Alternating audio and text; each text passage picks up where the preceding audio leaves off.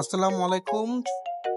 চলে আসলাম আপনাদের সামনে একটি প্রয়োজনীয় ভ্লগ নিয়ে। তো আজকে আমি শেয়ার করব আমার বিড়ালের কিছু সমস্যা নিয়ে, যেটা থেকে আপনারা হয়তো উপকৃত হতে পারেন। আমি বেশ কিছুদিন ধরে খেয়াল করছিলাম যে আমার বিড়ালটা কেমন যেন খাবারের প্রতি অরুচি চলে এসেছে। তারপরে ও খালি মাটিতে শুয়ে থাকছে, তারপর ওর গায়ে অনেক লোম ঝরছে। তো আমি নর্মালি ভেটের কাছে চলে যাই। এটা আমাকে সব সিমটম শুনে যেটা সাজেস্ট করলো যে এটা একমাত্র গরমের কারণে হচ্ছে, এবং ওকে যেন আমি মাসে 3 থেকে 4 দিন গোসল করাই। অবভিয়াসলি আমি একজন অফিস গোয়িং পার্সন, সো আমার পক্ষে যদি ওর কোনো ঠান্ডা লেগে যায়, যদি ওর কোনো সমস্যা হয়, সেই ক্ষেত্রে আমার পক্ষে কিন্তু ওকে সময় দিয়ে ট্রিটমেন্ট করাটা পসিবল হবে না। উল্টো আমি ঝামেলায় পড়ে যাব।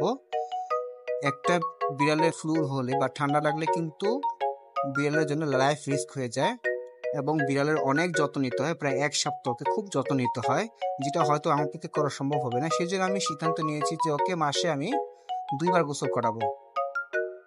এরকম সেম সমস্যা নিয়ে ফেসবুকে বিভিন্ন ক্যাট গ্রুপগুলোতে যখন মানুষজনের পোস্ট দেখি, তখন আমি বুঝতে পারি যে না, একদম 100% আমার বিড়ালের সাথে যে সিমটমগুলো সব বিড়ালে মিলে যাচ্ছে। তো সেই জন্য আসলে সবাই যেন উপকৃত হয়, সেই জন্য আসলে এই ভিডিওটি করা। বাচ্চা কিন্তু আসলে অনেক প্লেফুল। ও কখনোই মাটিতে বসে শুয়ে থাকে না, আর ও কিন্তু কখনোই নিচে শোবে না। ও সবসময় খাটের উপরে শোবে অথবা কোনো উঁচু স্থানে শোবে। কিন্তু আমি ওর এই অভ্যাসটা দেখে খুবই অবাক হয়ে গেছি যে ও তো এরকম বিড়াল না। ও সবসময় উঁচু জায়গায় শোয়। ইদানিং ওকে মাটিতে শুতে দেখে আমি আসলে পরে বুঝতে পারলাম যে না, আসলে ওর অনেক গরম লাগছে। ও যেহেতু একটা দেশি বিড়াল, সো বুঝতে পারছেন পার্সিয়ান বা মিক্সড ব্রিডের ক্ষেত্রে কি হতে পারে। সো যারা পার্সিয়ান বেবি যাদের আছে, তারা অবশ্যই আপনার বেবিকে এখনই সময় ট্রিম করিয়ে নেন। ট্রিম করালে ওদের ভালো লাগবে, ওদের একটু স্বস্তি লাগবে এই গরমের মধ্যে, ঠিক আছে?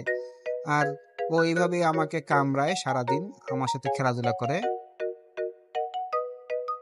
তো মাশাল্লাহ, আমি ওকে আজকে জোর করে ধরে গোসল করাই দিছি। ও একদমই গোসল করতেই চায় না। সব বিড়ালরাই গোসল করতে চায় না। ওকে আমি আজকে জোর করে ধরে গোসল করেছি, এবং দেখেন কি সুন্দর রোদের মধ্যে ও নিজের শরীর চাটতেছে। মানে ওর যাতে ভালো লাগে সেই জন্য, মানে ওর ভালোর জন্যই আসলে ওকে গোসল করানো। আর আপনার জানা অন্য কোনো টিপস থাকলে অবশ্যই কমেন্ট বক্সে কমেন্ট করে জানাবেন। এটি হলো আমার সম্পূর্ণ পার্সোনাল ওপিনিয়ন। আমি যেভাবে আমার বিড়ালকে ট্রিট করছি যাতে ওর পশম পড়াটা রোধ হয়। ডক্টর বলেছে যে ওকে গোসল করালে ওর পশম ঝরাটা বা লোম ঝরাটা কমে যাবে।